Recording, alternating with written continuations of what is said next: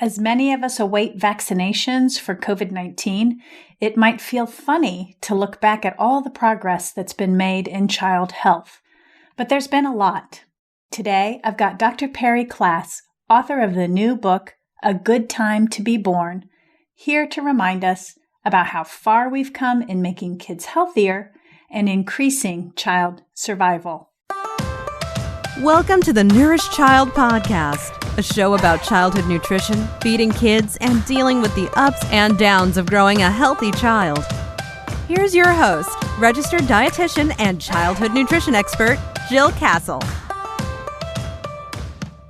Hi friends, Jill Castle here. You're listening to The Nourished Child, episode number 129. Welcome back to those of you who are avid religious listeners, and welcome to all those first-timers. I'm glad you're here. To start off the show, I thought I'd review a couple of personal items and then dive into our guest today.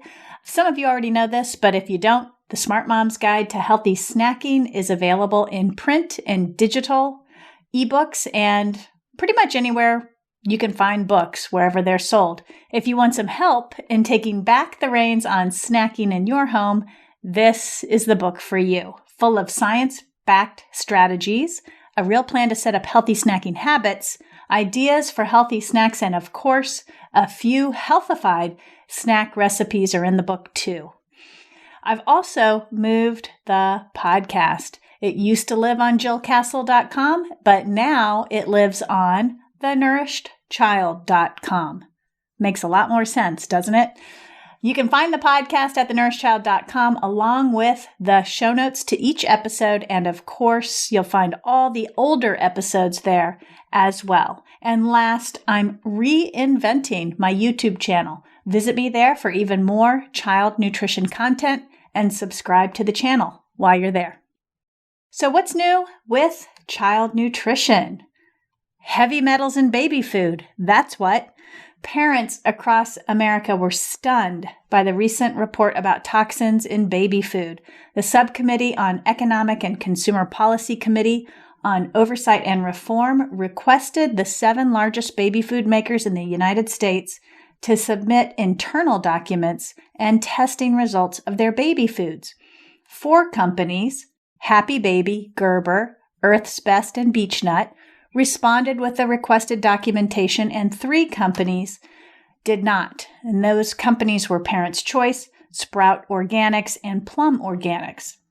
The analyzed baby food was found to have significant levels of heavy metals, including arsenic, lead, mercury, and cadmium. You can learn more about what the findings showed and, more importantly, what you can do if you are a parent of a baby to mitigate risk of exposure to heavy metals.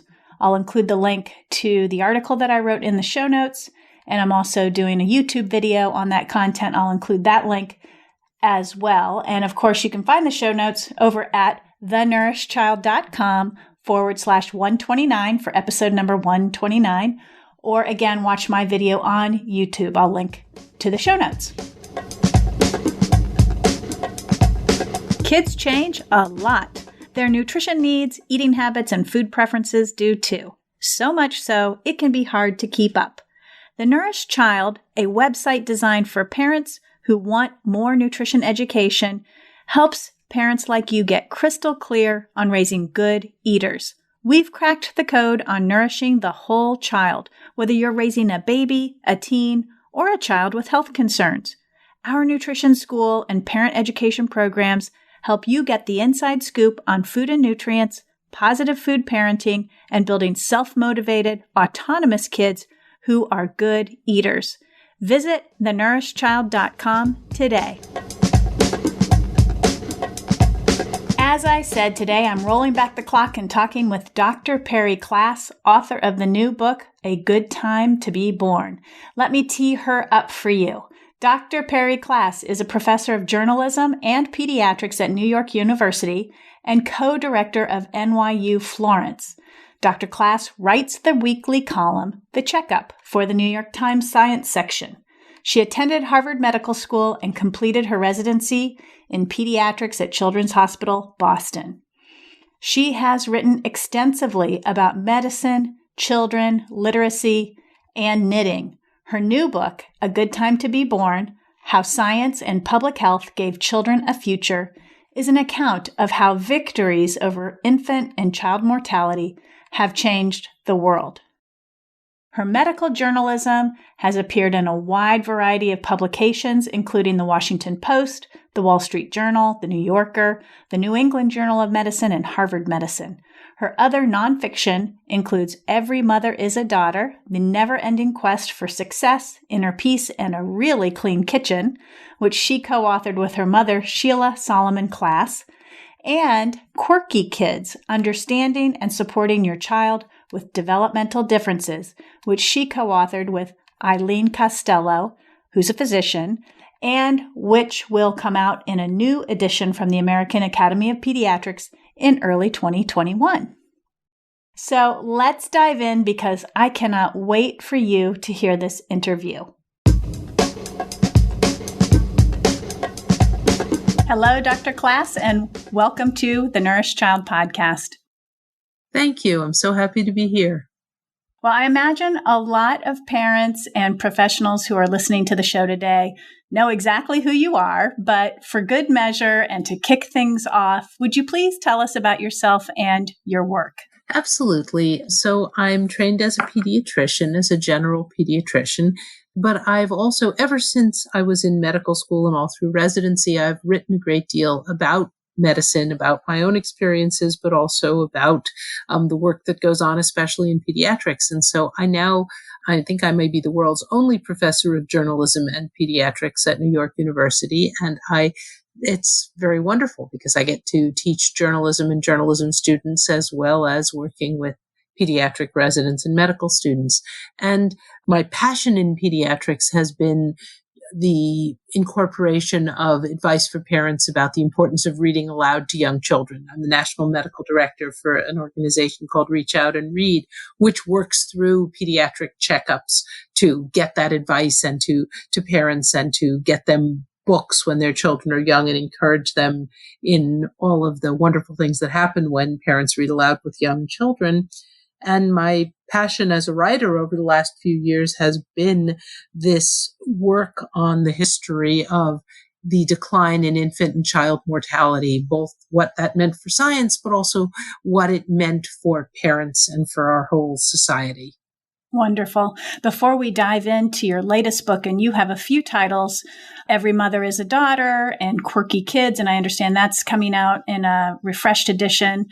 But before we talk about your new book, A Good Time to Be Born, let's actually dive into a little bit of those benefits that you hinted to about reading to children aloud. Could you just share with the listeners what some of those top line benefits are? Well, of course, but I do have to warn you, you're asking someone who has over the years become something of a fanatic on this subject. And you Good. Go on too long. You're the perfect person to talk about it. Because I really do believe that, and maybe it's especially important to emphasize right now in this pandemic moment, I believe there are things that happen when parents look at books with young children, read aloud to young children, which are just remarkable. And the idea of that interaction, first of all, let's look at everything that it is. It's lap time, it's face time, it's time that parents and children are spending together looking at the same thing. It's language time. Books have words and vocabularies that we just don't use, any of us, in everyday life with our children, whether that's, hippopotamus or whatever the word is. Books take us in other directions, but it's also young children being exposed to the idea of books and stories and language and rhyme in that familiar, wonderful setting when you're in physical contact with your parent. It's a safe moment. It's a safe moment even in a dangerous time. It's a way for parents at a time of anxiety and worry to create islands of safety and security in the day when you and your child think about something else together. It's a transition. So when we do this in pediatrics, we the idea is with Reach Out and Read is to integrate it into the advice that we give, because, everyone talks with parents of young children about sleep. So we talk about sleep. We talk about routines. We talk about no screens in that hour before bedtime, which is hugely important, even in an era when there's more screen time in children's lives. We talk about what you can do to comfort and solace children. We talk about the importance of routines, of holding them close. We talk about what it means to look at a book with a baby starting at birth, what it means to be the child knows your voice from birth. The child wants to hear your voice, that wants to see your face, pointing and naming. What's that? That's a dog. What is a dog say? We talk about the back and forth of reading with very young children. And then you get to the 2-year-old who wants the same book every day and can complete the rhymes, and how important that back and forth is. And I guess the other thing I would say about it, we try to integrate it into the other conversations about routine, about meals, about nutrition. We try to make it part of it, help parents make it part of everyday life, because it is language exposure. It is comforting language, rich routines. And, it's hard to give that advice about positive parenting. I've got 3 children. When I was there at the pediatrician's office, stressed out with one of them who was probably acting up, and we just, had a visit, if the pediatrician had just said to me, would you take that child home and do some positive parenting? I wouldn't exactly have known what it means, and I would probably have taken it as a criticism of whatever I was doing, probably a well-deserved criticism of whatever I was doing there in the exam room. But to say, oh, look how much he loves looking at the book. Oh my gosh. Well, he doesn't really, or maybe you, as the doctor, you read a page and then you can say, but he doesn't really want to hear my voice. He wants to hear your voice. Oh, look at him. He's pointing. I think it's a way of reinforcing how central parents and their voices and their presence can be in the lives of young children. And also, speaking as a parent, it kind of helps to have a script. You have a funny book to read, or pictures to talk about, or point to. So anyway, I believe it's very valuable because of that parent-child interaction, because of that language, because of that emotion. And in that context, children are learning how books work. They're learning how print works. They're learning how story sequence works. All of the early literacy skills, which nothing to do with teaching them to read early, but when they actually sit down to learn to read, which is a hard job, and our children can do it because their brains are better and more flexible than ours. But when you sit down to that work, it's very, very helpful if your association with books and stories is your parents' lap, your parents' voice, the stories you love. If you know deep in your child's soul that books are sources of pleasure, sources of information, that, I like dinosaurs. We have a dinosaur book. There's information that I want, and it's in books. Well, that's wonderful. That's wonderful. And not to mention the benefit for the parent. There's such a reward to the parent in that dynamic too, I imagine. I know it was for me as well. And you made me think of Moo Ba La La La, or whatever that La La La. Oh, absolutely. But that rhyming is so important for kids. They're learning stuff that we don't know they're learning, about how the language works and how rhythm and rhyme works. And again, it's something different from what they're learning from our spoken language, which is also important.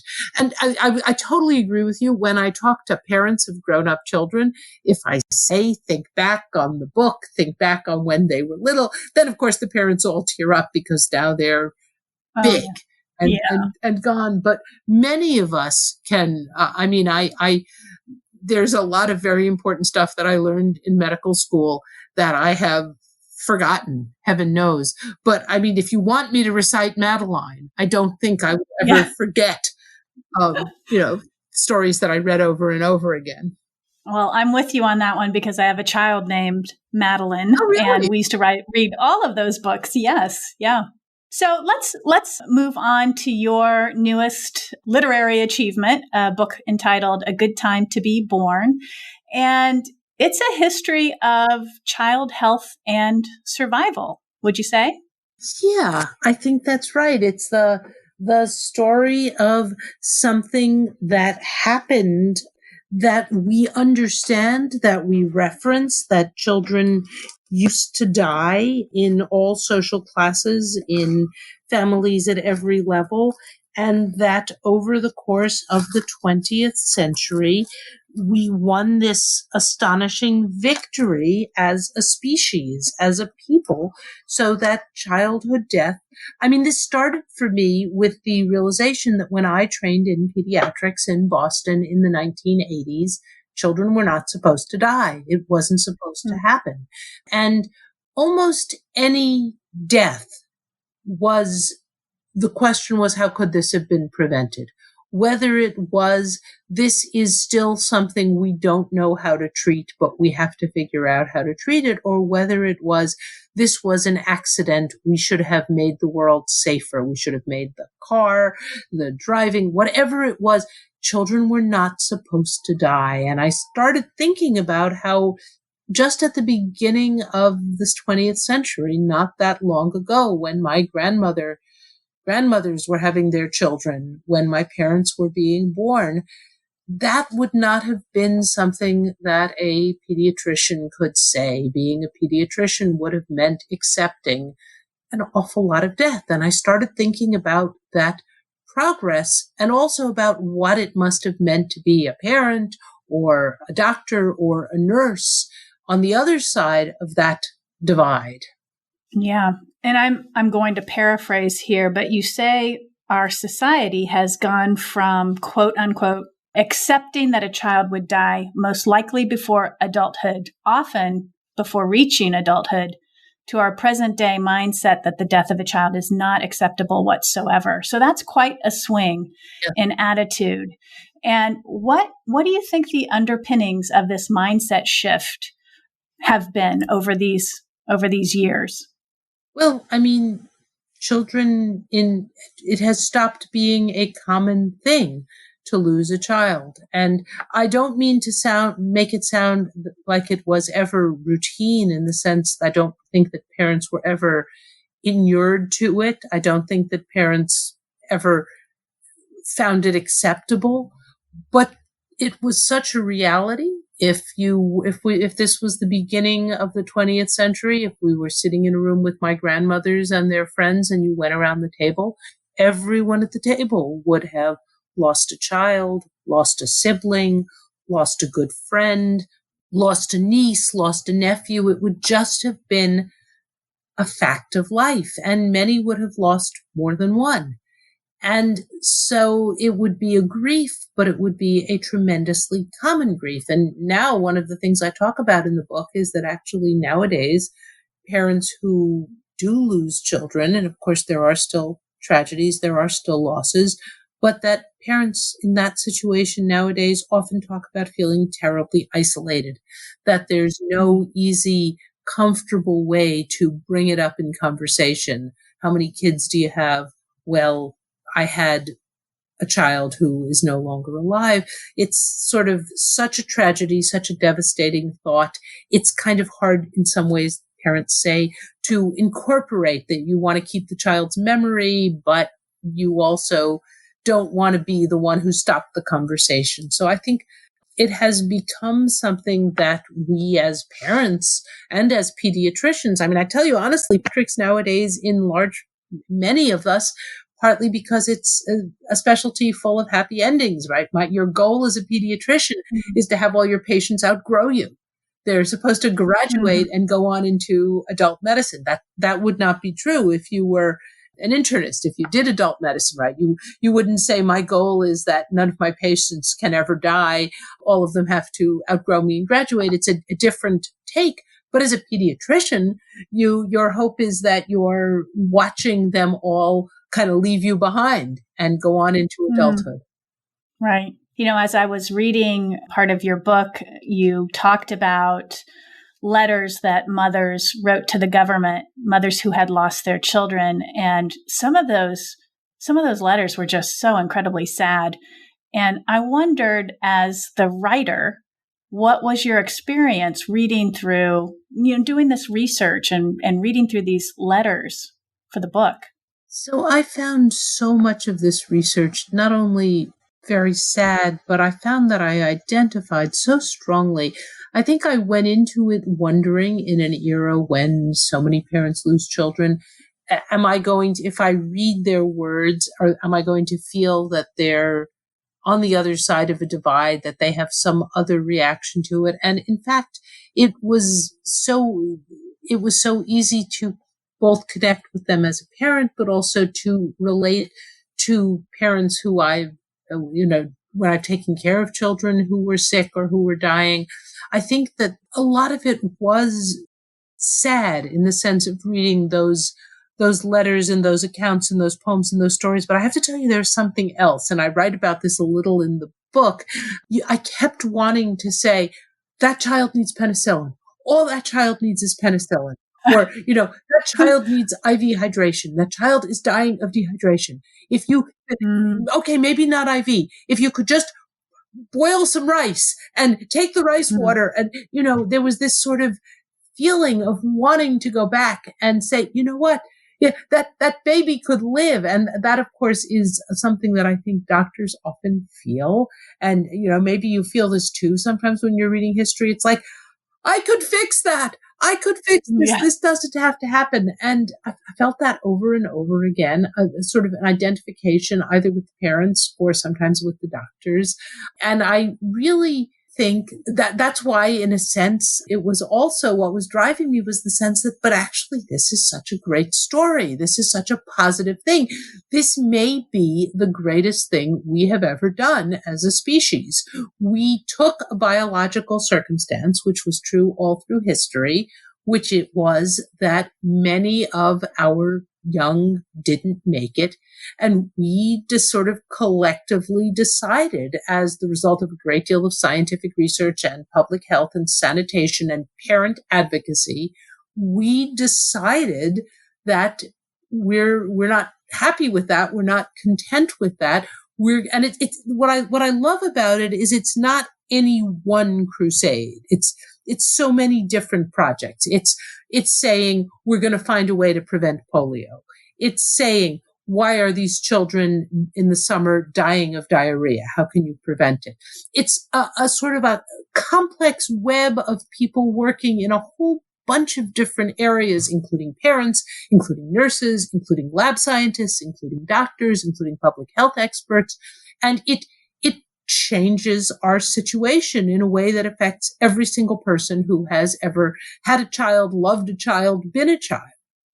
And it makes me think about the pandemic that we're living in right now. How do you connect that to this book? Because it feels like it's another era. It's another chapter. Well, so pandemic makes me think about it's another reminder, and there are regularly such reminders, that we live in a world with microbes and that they are unpredictable, that they will take advantage of however it is that we live, right? We're living through a pandemic right now, which takes advantage of the ways that we're connected, the ways that we travel, the ways that we want to see each other and be together. That's what infections do. That's what microbes do. And we're again in a situation where we're looking to science, public health, public policy. And I think we should be able to look back at the stories that I write about and say, this is positive. We can do this if we work together.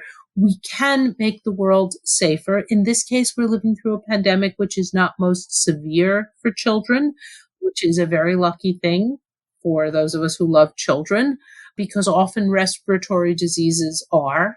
And some of the diseases that I write about were, very fierce and terrible in children. Even seasonal influenza some years has been really bad in children. But we do need to think about, one of the big lessons for me from this book is that when you want to see children live to grow up, it's not just a question of, I'm going to stay home and make my home safe. It's a question of, how can I make the world safe? How can I make my community safe? How can we make our country safe? How can you protect children by protecting all children? And I think there are real lessons there for us in the pandemic, along with a message that science has actually been moving really fast. Our understanding of this virus, the development of vaccines, the level of international cooperation in science and medicine is a positive story and should give us some hope and faith and patience. Yeah. Yeah. One of the things in the book that I really appreciated is the journey of child health over time, sort of taking us through the different, eras and time frames and what was going on and what diseases were, eradicated or contained. And I'm curious, from your perspective, which accomplishments in healthcare and public policy stood out to you as really pivotal for where our children's health is today? So, you're talking to a pediatrician. I'm going to start with vaccines. And because it is to vaccines that I owe the fact that smallpox and diphtheria and polio are diseases that I learned about out of a textbook. And I say them in that order because, I don't think that most of my teachers had seen smallpox. I don't think that most of my teachers had seen diphtheria. They had certainly seen polio. They had certainly seen measles. We never saw them in training. And in fact, when I was training in the 1980s and we saw a kid with a really funky rash, we would sort of look at each other. We were all immunized. None of us had ever had measles. None of us had ever seen measles. We would usually go and get one of the older supervising doctors and say, would you come look at this kid? We were just wondering, do you think it could be measles? And invariably, that older doctor would walk into the room, look at the rash, and then say to us, your grandmother could have made this diagnosis. And it was true. And so I think that, I'll start with vaccines because on the one hand, I am so grateful that when a child comes in with a sore throat, I don't think about diphtheria. When a child comes in with a stomach virus and a fever, I don't think about polio.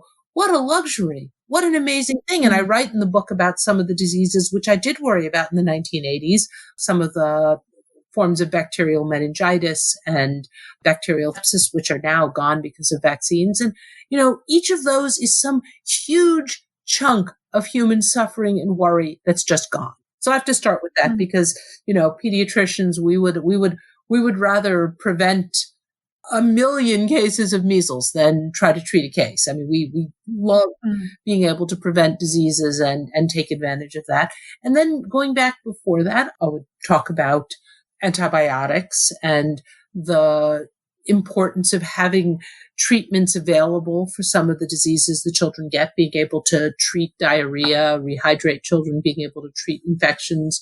Then I've got to talk about health and safety and talk about everything from car seats to the prevention to safe sleep, all of the things which actually attack child to death. But then going back even earlier, I want to say a word for the public health people. I want us to talk about the ways that at the beginning of the 20th century, before they had antibiotics, before they had vaccines, before they had any of these scientific wonders, people were able to think about trying to prevent the terrible infant diarrhea, which carried off thousands of children every summer, that they were able to think about purifying the milk, pasteurizing the milk, encouraging breastfeeding, incredibly important, teaching parents, especially mothers, principles of basic hygiene, building on the incredible connection that parents feel to their children.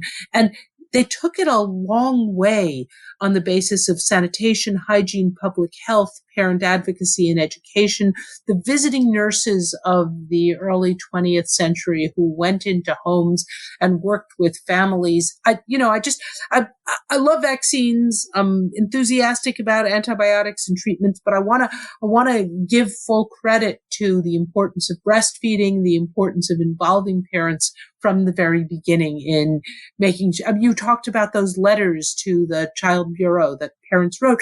They wrote those letters because they were desperate for guidance. Those pamphlets on children's health that the federal government put out in the early 20th century, those were the best-selling pamphlets that the government had ever printed. Parents really want to do this as safely and as well as possible. Mm-hmm. I agree with that. I find that in my own profession, parents want education and knowledge. They want to be successful, and that's because they love their kids. They don't, they want to do best by their children. I have sort of a little bit of a weird question. I feel I was trying to phrase this so it didn't come off as weird, but I'm hoping that you understand what I'm trying to ask here. But, you said that we've worked hard over the years, over the 20th century, to make sure children survive. And I'm wondering if, have there been any sort of difficult realities or challenges that we've acquired as a result of keeping so many children alive? I know that sounds odd, doesn't it? Well, let me make sure I understand what you're asking. So, for example, I worked in a hospital setting in Boston as well. And babies that are born premature, for example, they're getting smaller and smaller and smaller, earlier and earlier and earlier. And obviously, we want to save every child, right? We want every child to survive. And I don't want to imply that we don't. But I'm wondering over time, what sort of realities has that created for our society, for our healthcare system, for parents? And I think, later in the book, you allude to that responsibility or sense of responsibility that parents can feel around their health of their child and survival of their child. I'm tying it into that a little bit.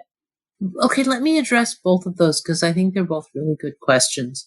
So one of the things which also happens over the course of especially the second half of the 20th century, I think, is that some of the decisions that parents have to make get harder and harder and harder. And it's kind of our responsibility in the medical world to support parents and help them through these decisions.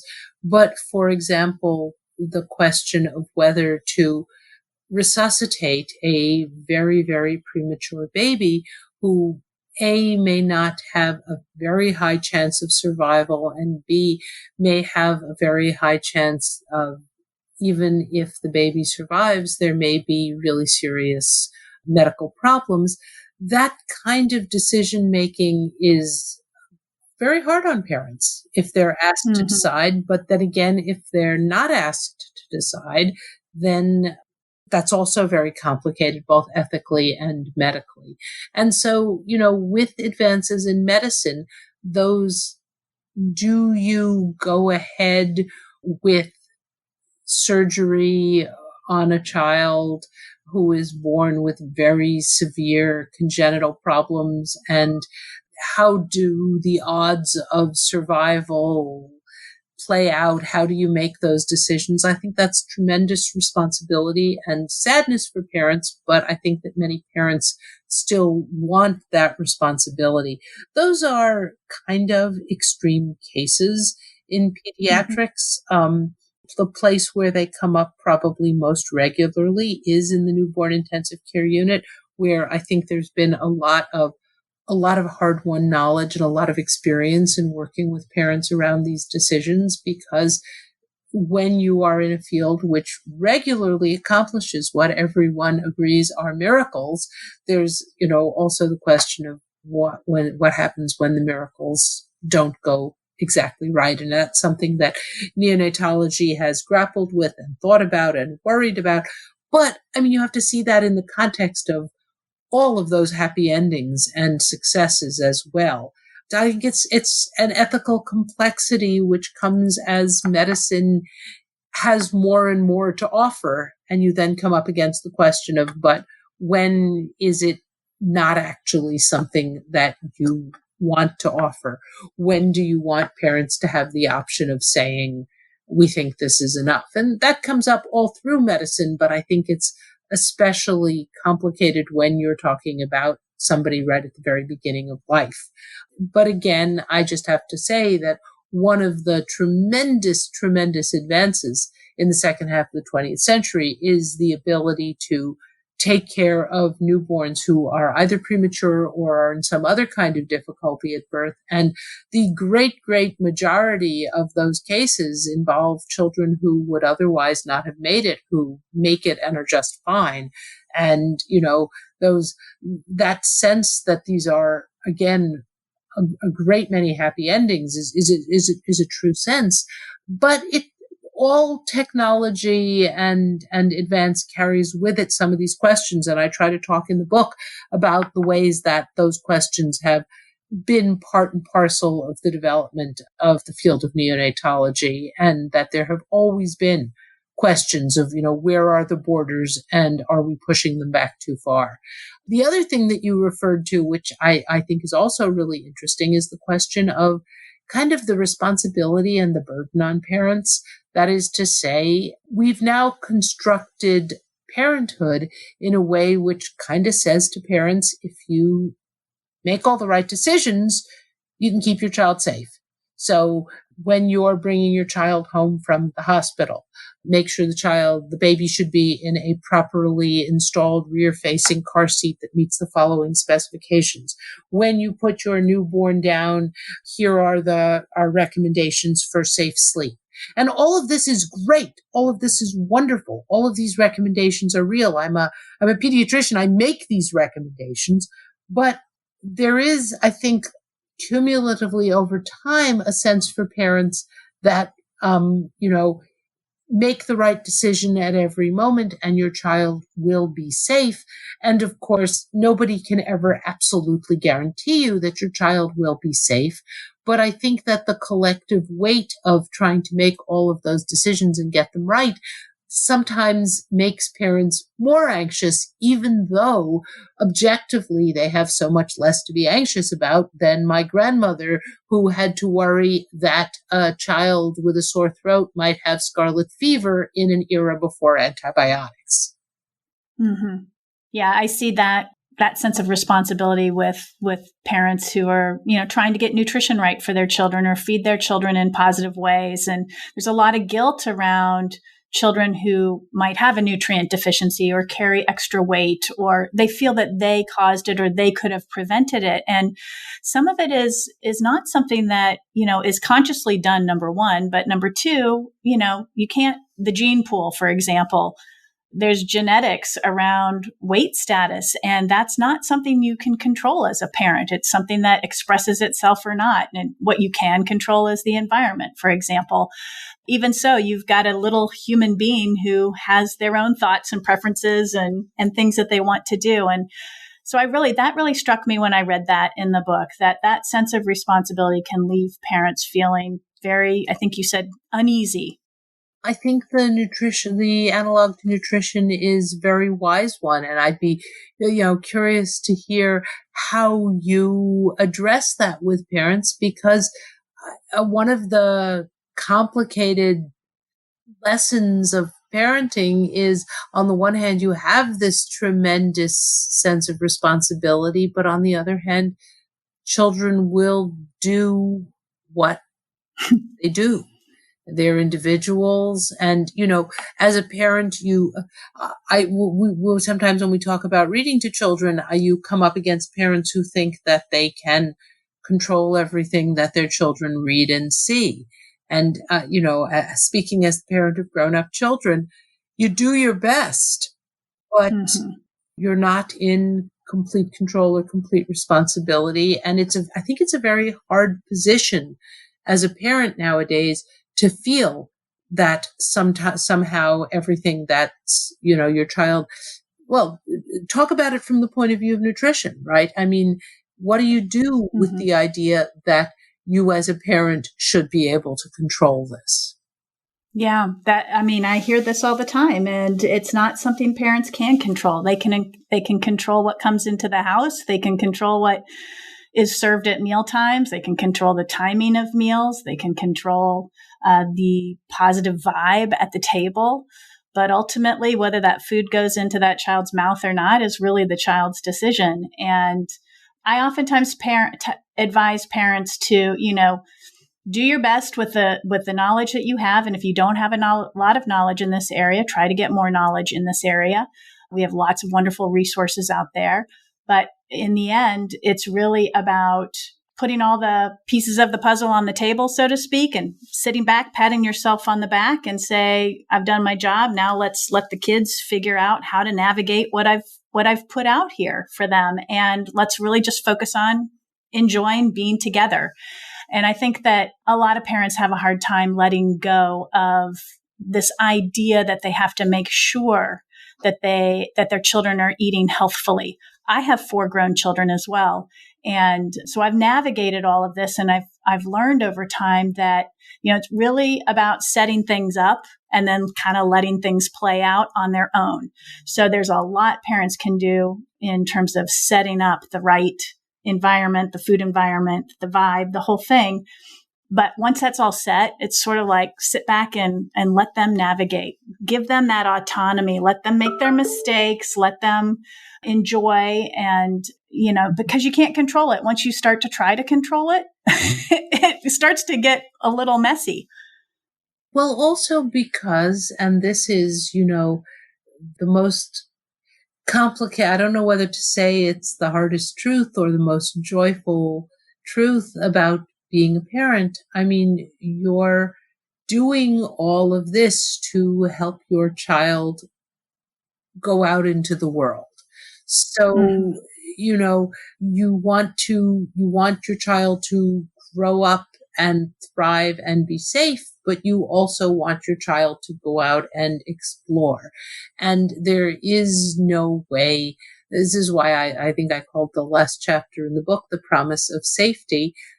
If we start believing too much in the idea of absolute safety, that gets in the way as well of children taking advantage of the fact that they have grown these strong, healthy bodies and these lively, inquiring minds.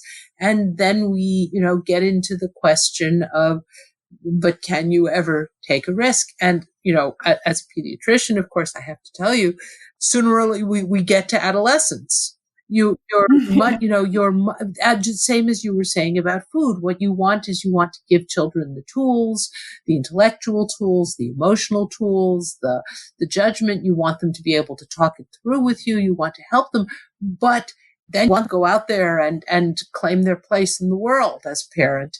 And you want to, feel you've helped them grow up to this. And so I think that just as you're talking about this sense that you can control nutrition, absolutely, and that it leaves you with an incredible sense of responsibility, an incredible sense of guilt when it turns out to be impossible, that the idea that you can control all risk becomes a very heavy weight that parents bear.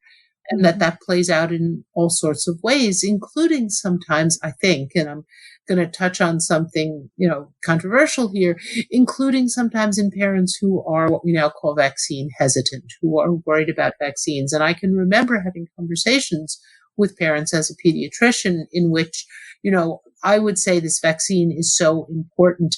It protects the child against these diseases. And let me explain why that's such a great thing.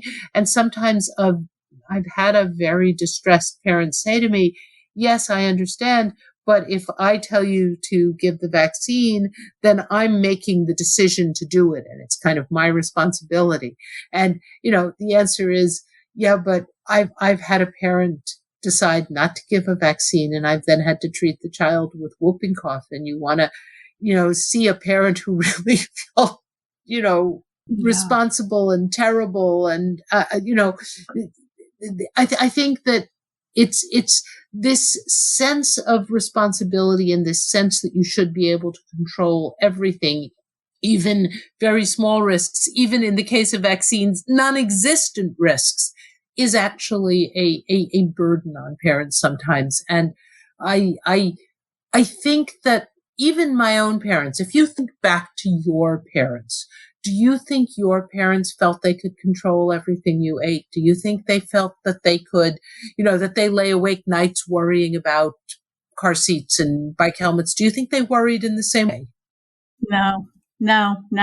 In fact, I often am relieved and appreciate the fact that my parents didn't worry too much about food.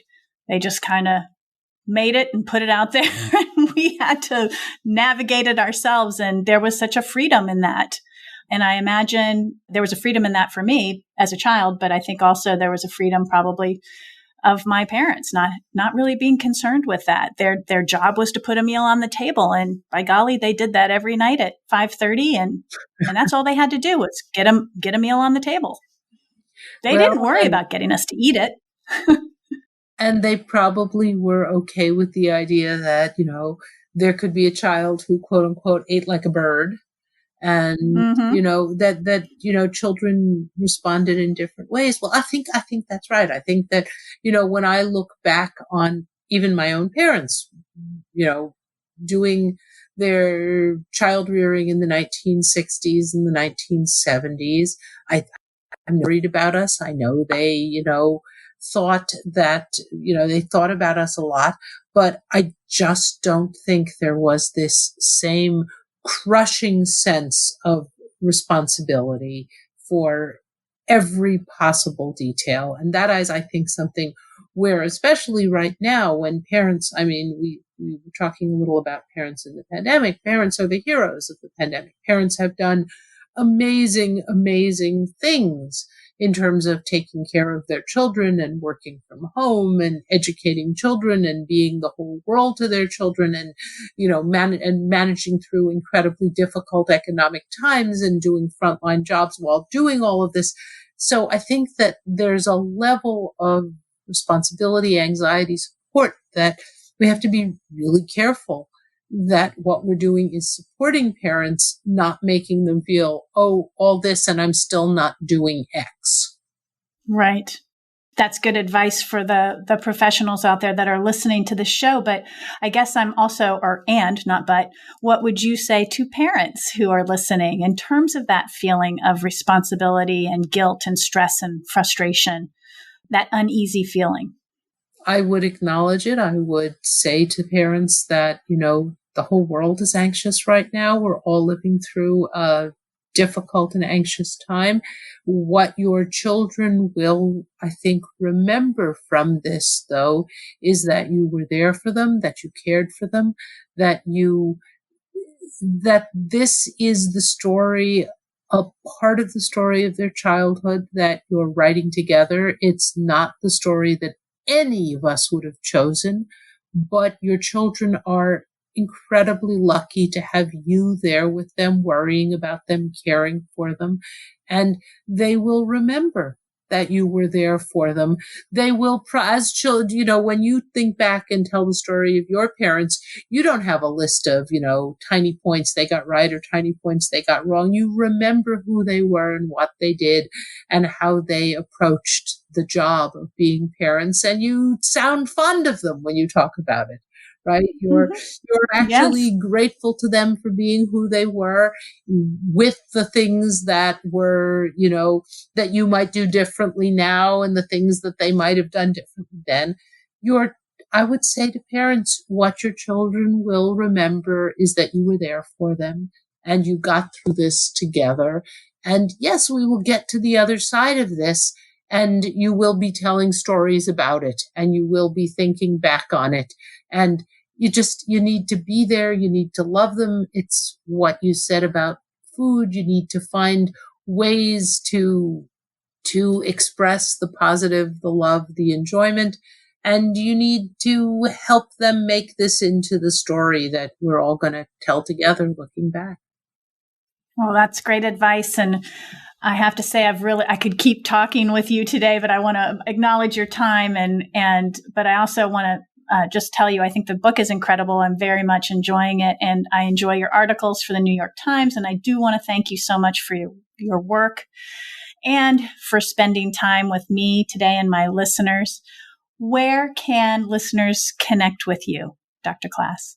I have a website, which everyone is welcome to come to. It's name, PerriKlass.com. Just one word, perriklass.com. People are welcome to connect with me on email, to follow me on Twitter at Perri Klass. I'm at NYU. Delighted. I love talking about everything we've been talking about, and I'm really, really grateful. The book, A Good Time to Be Born, has been something that I've been thinking about and caring about and worrying about now for such a long time. Just like everybody else, I didn't plan to have it come out in the middle of a global pandemic, but I think it's a good moment to remember what we can do as a species, because as I say, I think this is one of the greatest things that we've done. I actually think it's perfect timing for your book. And maybe you wrote some of it during the pandemic. Well, I did need to at least talk about, to reference some of the sort of harsh lessons that we've learned in the pandemic about, disparities in our society, about vulnerabilities. But I'd rather not, like everybody else. None of us chose this story, but we've got to live it. Right. Well, thank you so much, Dr. Klass, and best of luck with the launch and sales of this book. I'm hoping that everybody who's listening today will go out and get a copy. I'll include the link to where everyone can connect with you, your website, and a link to the book in the show notes. Okay. Thank you so much. After this recording, Dr. Klass and I went on to talk for a while offline about pediatricians and dietitians and how they work together and the work that we each do individually, and just commenting on how important the work really is. I personally really appreciate Dr. Klass as an author and writer. She was an excellent interviewee rather. I was the interviewer. And of course, I imagine she's a wonderful doctor as well. You can grab a copy of her new book on Amazon. I've included a link in the show notes to her website, and her book is pretty much everywhere books are sold. And also, make sure to read her column at the New York Times, The Checkup. I included a link for that as well. That's it, folks. Thanks for joining me today. If you need more help with nourishing your child, head over to thenourishedchild.com, my YouTube channel, or catch some more episodes of this podcast. Don't forget, give that child in your life, big or small, a loving squeeze today. Until next time. Thanks for listening to the Nourished Child Podcast, where the #1 goal is to help you grow a nourished child, inside and out.